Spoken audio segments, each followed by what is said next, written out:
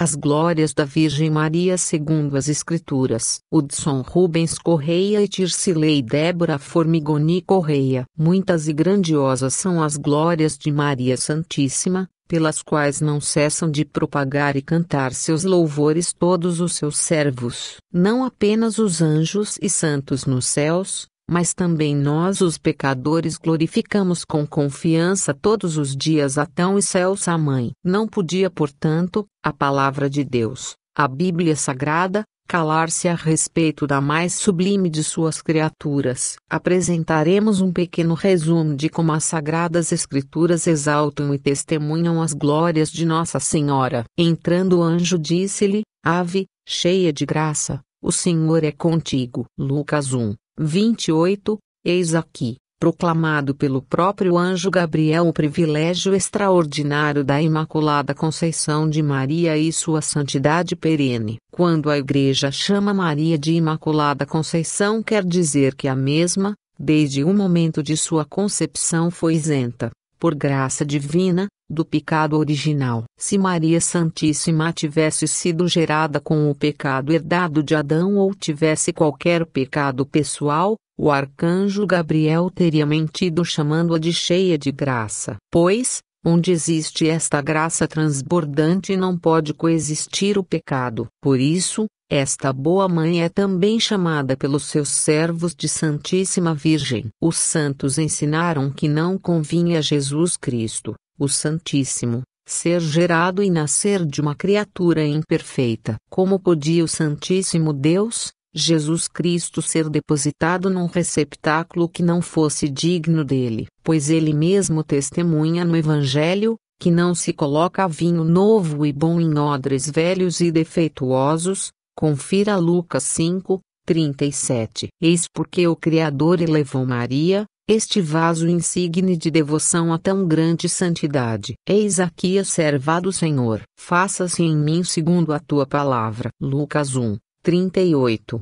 Maria, ao dizer seu sim incondicional ao convite de Deus, introduz no mundo o Verbo divino, Jesus Cristo. E, fato assombroso, torna-se a única criatura a gerar o seu Criador segundo a natureza humana. Deus a amava tanto que quis precisar nascer e depender dela enquanto homem. Maria iniciou com sua sagrada gravidez o restabelecimento da concórdia entre Deus e os homens, conforme está escrito: por isso, Deus os abandonará, até o tempo em que der à luz aquela que há de dar à luz. Miqueias 5,2. Com este sim incondicional, Maria cumpre também a primeira de todas as profecias registrada na história da humanidade, porque com esta sua doação total ela fere a cabeça do demônio, Gênesis 3,15, e começa a devastar o seu reino de morte, que será destruído totalmente pelo seu Filho Jesus.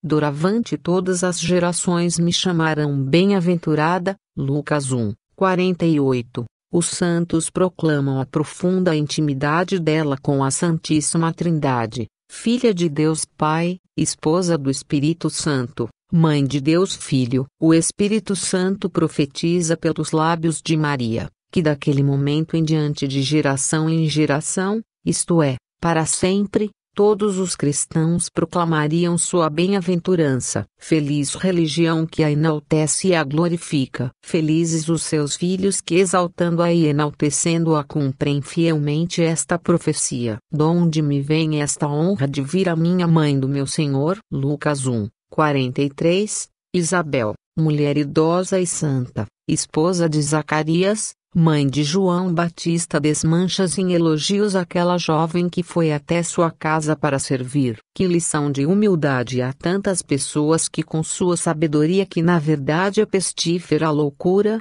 evitam tributar à Santa Mãe de Deus os louvores que ela merece, temendo que isto diminua a glória devida a Jesus Cristo. Esquecem então que o Espírito Santo mesmo ensina que o louvor dirigido aos pais é grande honra para o filho. Confira Eclesiástico 3:13. Preferem, portanto, os verdadeiros filhos de Maria, em todos os tempos, lugares e momentos, exaltarem a Virgem, imitando o exemplo de Santa Isabel, para serem seguidores fiéis da Sagrada Escritura.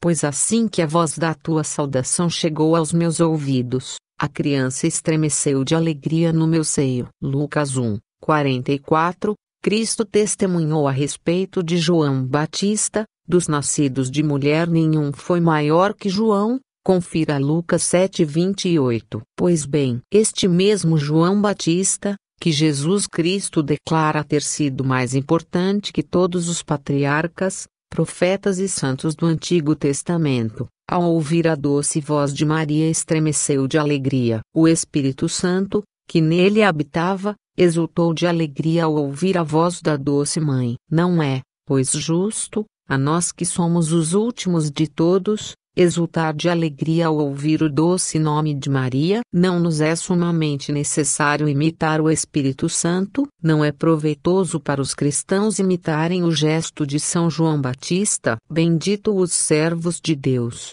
que não se cansam de se alegrar e cantar os louvores desta Senhora, imitando assim o gesto do Divino Esposo e de São João Batista, o maior profeta da antiga aliança.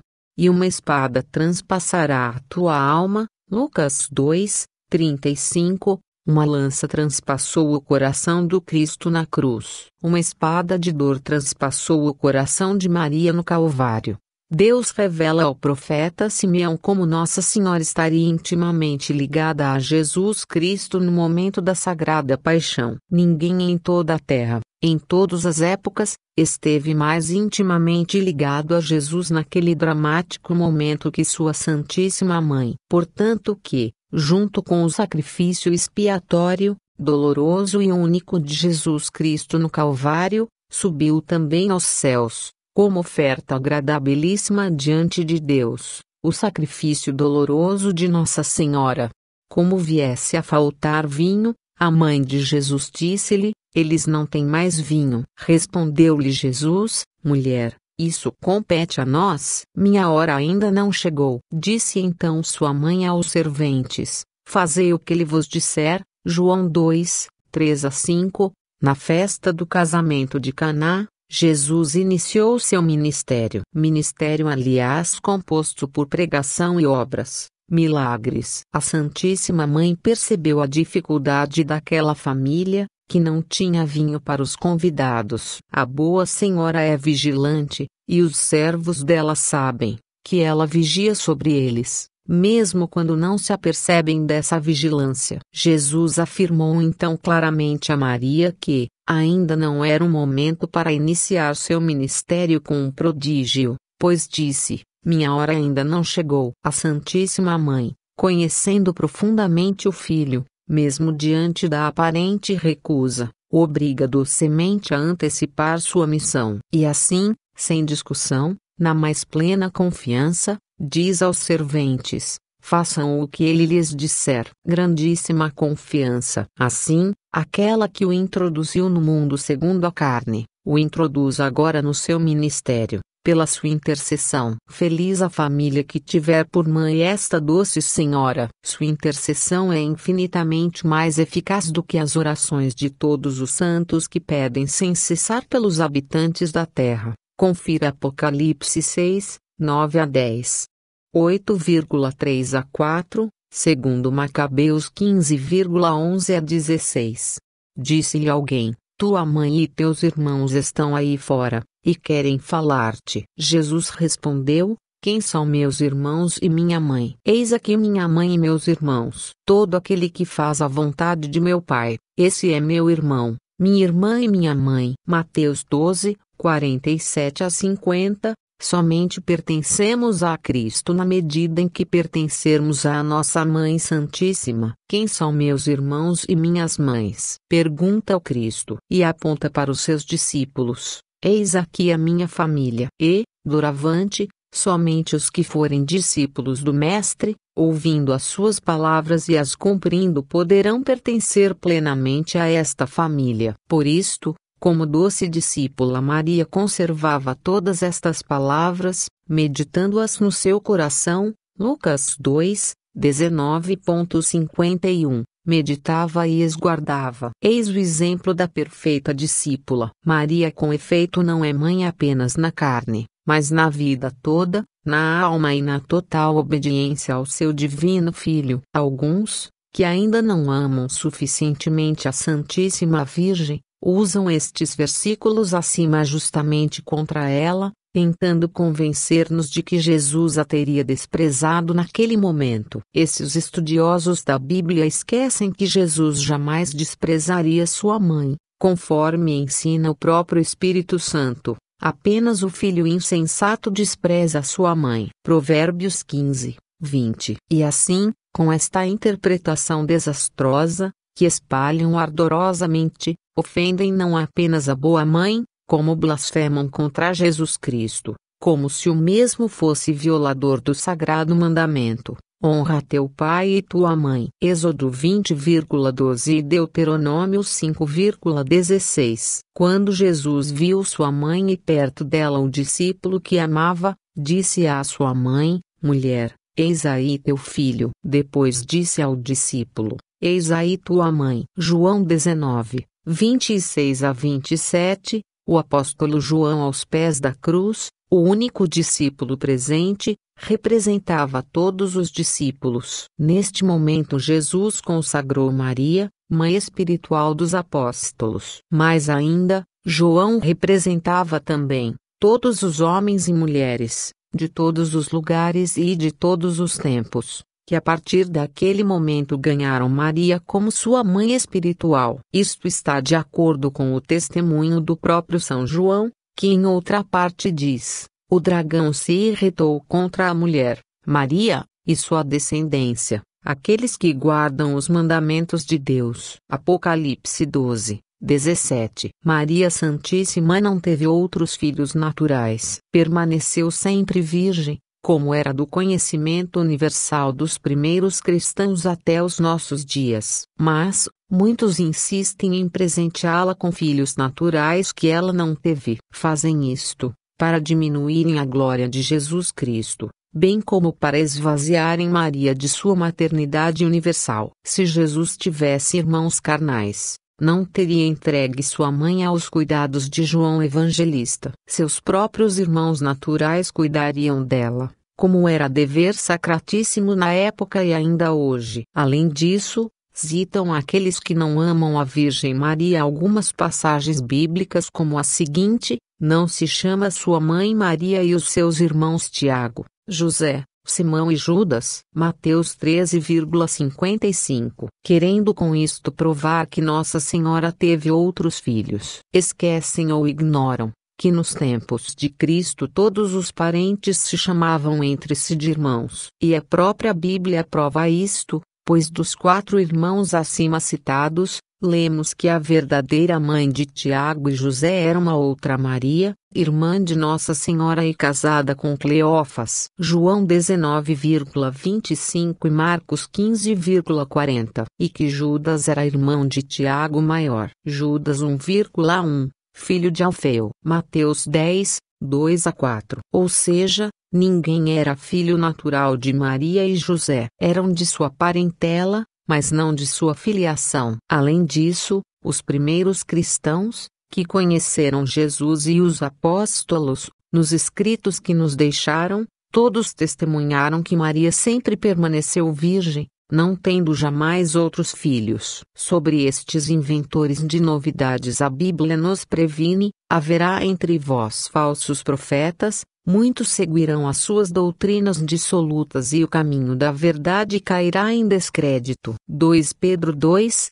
1 a 2. E desta hora em diante o discípulo a levou para sua casa. João 19, 27. Daquela hora em diante, São João levou a Santa Mãe para sua casa. Primeiramente para sua casa espiritual, sua alma. Esse é o motivo pelo qual era o discípulo que Jesus mais amava, porque também era o discípulo mais afeiçoado a ela. Depois, levou-a para sua casa material, seu lar. Assim também, o verdadeiro filho de Maria, a exemplo de São João, deve levar esta boa mãe para seu lar espiritual, no recesso mais íntimo de nossa vida espiritual, e convidá-la também para habitar nossas casas, onde sua presença maternal poderá ser recordada através de quadros e imagens. Estas imagens serão para os servos de Maria uma lembrança contínua e consoladora de sua presença e proteção, da mesma forma que o próprio Deus,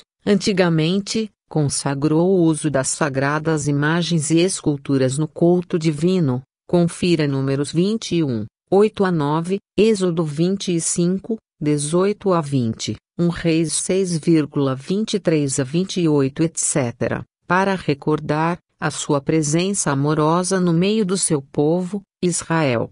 Todos eles perseveravam unanimemente em oração, juntamente com as mulheres, entre elas Maria, mãe de Jesus, e os irmãos dele. Atos 1,14. No cenáculo, no dia de Pentecostes, Maria juntamente com os discípulos suplicava para que viesse o Espírito Santo sobre todos. E assim foi fundada a igreja naquele dia. Maria, uma vez tendo introduzido o Cristo no mundo, depois tendo inaugurado seu ministério nas bodas de Caná, agora intercede, introduzindo e inaugurando a ação do Espírito Santo sobre a igreja nascente. Eis a mãe da igreja com seus filhos. Apareceu em seguida um grande sinal no céu, uma mulher revestida de sol, a lua debaixo dos seus pés e na cabeça uma coroa de 12 estrelas. Apocalipse 12, 1. No Apocalipse, João contempla nesta visão 3 verdades: a assunção de Nossa Senhora,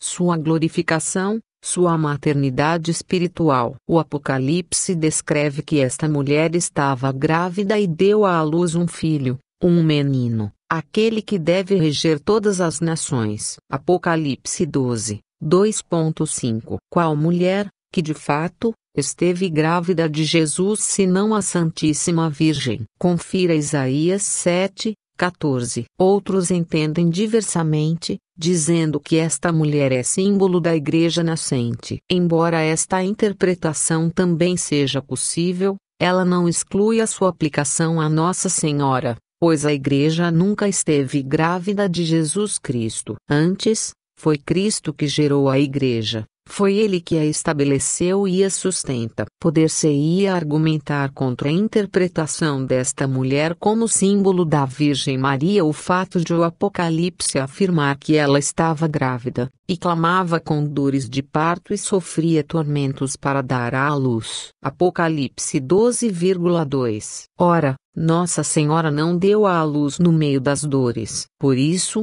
o texto pode ser aplicado à igreja que gera seus filhos em meio das dores, como diz São Paulo. Entretanto, também a Virgem participa dessas dores espirituais da igreja ao gerar seus filhos. De modo que, ainda assim, a figura da mulher do Apocalipse pode, sim, ser aplicada perfeitamente a Nossa Senhora. E para provar que esta mulher é Nossa Senhora, em outro lugar está escrito: o dragão, vendo que fora precipitado na terra, perseguiu a mulher que dera à luz um menino. Apocalipse 12, 13. A igreja teria dado à luz a um menino? Evidente que não. Portanto, esta mulher refulgente é unicamente Nossa Senhora, pois foi ela unicamente que gerou o menino prometido. Confira Isaías 9, 5. Diz ainda a Sagrada Escritura que o dragão deteve-se diante da mulher que estava para dar à luz para lhe devorar o filho. A mulher fugiu para o deserto,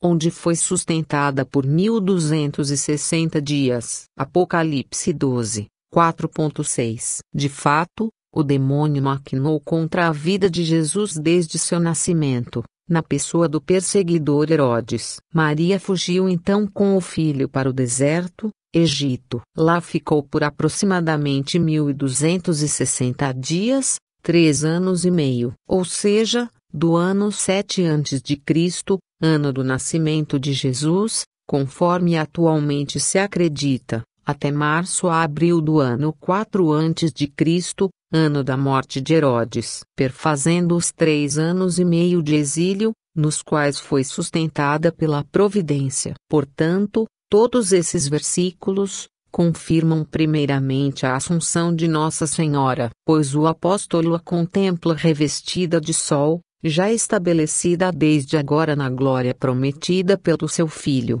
Quando diz os justos resplandecerão como o sol, Mateus 13:43, confirma incontestavelmente sua realeza espiritual, pois a mesma se apresenta coroada com 12 estrelas, símbolo das 12 tribos de Israel e dos 12 apóstolos. Portanto, rainha do Antigo e do Novo Testamento. Por fim, confirma sua maternidade espiritual, pois diz o Espírito Santo, o dragão se irritou contra a mulher, Maria, e foi fazer guerra ao resto de sua descendência, seus filhos espirituais, os que guardam os mandamentos de Deus e têm o testemunho de Jesus. Apocalipse 12:17. Somos de sua descendência apenas se nos comprometermos com o Cristo Jesus, guardando seus mandamentos e testemunhando-o como nosso Senhor e Salvador. Graças a Deus. Para citar este texto, As Glórias da Virgem Maria segundo as Escrituras, Monforte Associação Cultural, http://www.monteforte.org.br/bra/veritas/igreja/glorias/